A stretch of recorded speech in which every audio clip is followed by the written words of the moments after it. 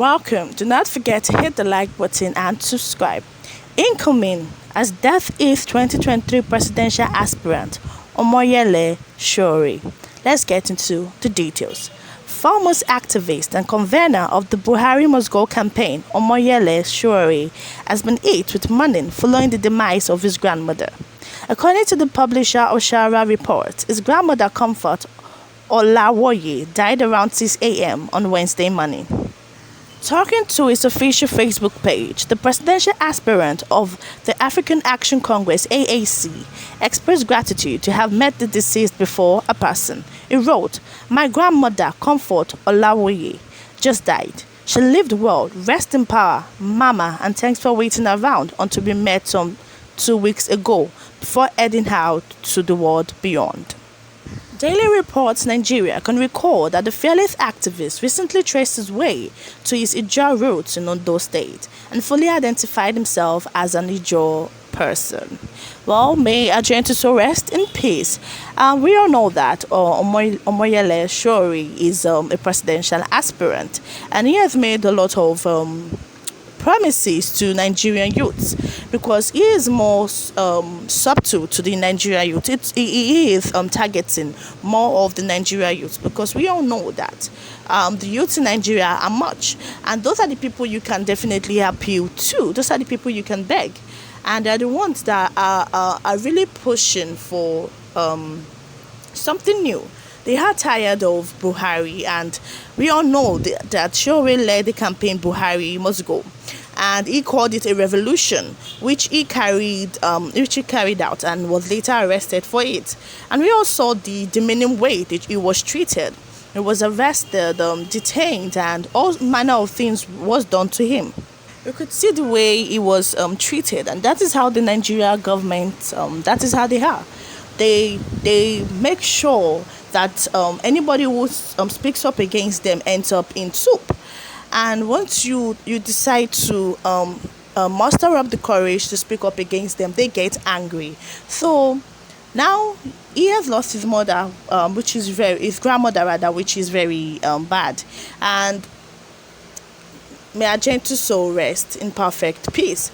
It's funny how we have been losing a lot of people lately. It's like this 2022 came with a lot of force and bad news. And it's really sad to see that people that people love are going to the world beyond. Well, Omoyele Sowore is one that is a very strong man. Despite all that Nigerian government did to him, despite all that the federal government did to him, he's still standing strong. And he even still has the might, the power to come and declare his intention to run for the next presidential election. And according to him, he has made a lot of promises to the young Nigerian youths.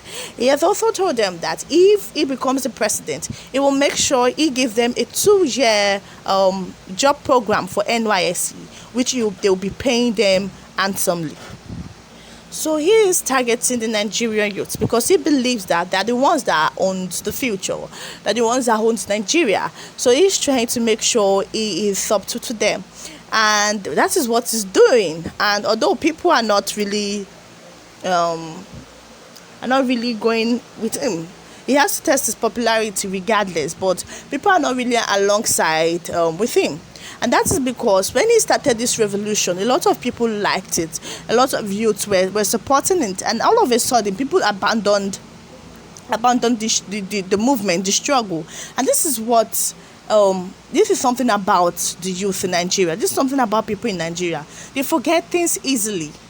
We see what these politicians have done to us. We see the way they've killed people, the way they've treated people, and despite everything, once they just give them money, they decide to forget everything that these people have done. So at the end of the day, you see that despite everything, Nigeria is not united. We talk about how we're not going to put these old people in power again, and you see these youngsters collecting money from all these politicians and still doing the same thing that they vowed not to do before. Somebody made a post on Twitter saying that you messed with the wrong generation is still supporting Tinubu. We see that it's quite funny. You might take it as a joke, but the person is right. The youths are meant to be the one to to fight back that the younger ones.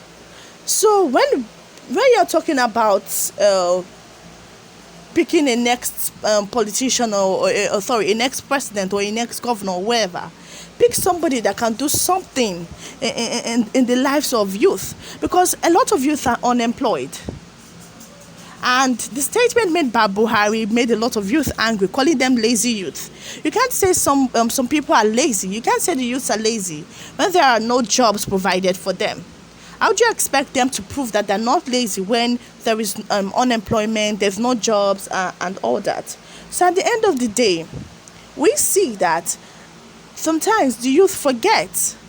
All they just want is money and money. And that is because you cannot really blame them, because there is no working economy. There is no job or anything for them to decide to lay their heads upon or to vouch upon. Well, Omoyele Sowore is targeting the youth. That is what he's doing with his campaign. Is mostly trying to put the youth to himself, attract the youth, because he knows that they are the ones that march in this country, and are the ones that can decide to make you become the president or not. But that is not how Nigerian politics work.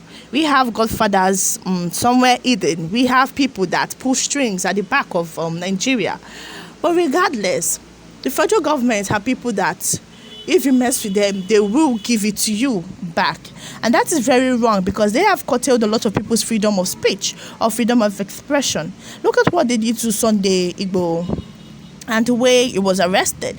If not for President Talon, who is more reasonable than most lots, you will see that President Talon decided to sit down, make researches. He didn't just immediately eat to the Nigerian government and treat Igboho anyhow. And for that, Sunday Igboho is still really grateful to President Talon. Let's take a look at Nnamdi Kanu, who is still in court being tried. And recently, they have denied him bail, because IPOB has been termed as a terrorist group. And that question leads me to ask, what about the Fulani herdsmen? Why have you not tagged them as a terrorist group? They come in, burn houses, do whatever they want, but they're not termed or tagged as a terrorist group.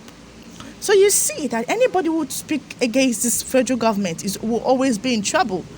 It just depends on which country you are. It depends on if the country, the president is sensible enough to sit down, think, make research, and decide, no, we do not want to do this to him. And that is why Malami is still on the case of Sunday Igboho, because he feels that President Talon did not met out the deserved punishment for Sunday Igboho. So he's still on Sunday Igboho's case till now. So you can see that most of this Nigerian government, most of the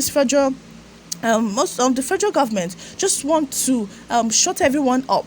They want to do whatever they like and make sure that people don't talk against them, which is wrong, because according to the Universal Declaration of Human Rights, there is freedom of expression and there is freedom of speech. So everyone has the right to express themselves regardless.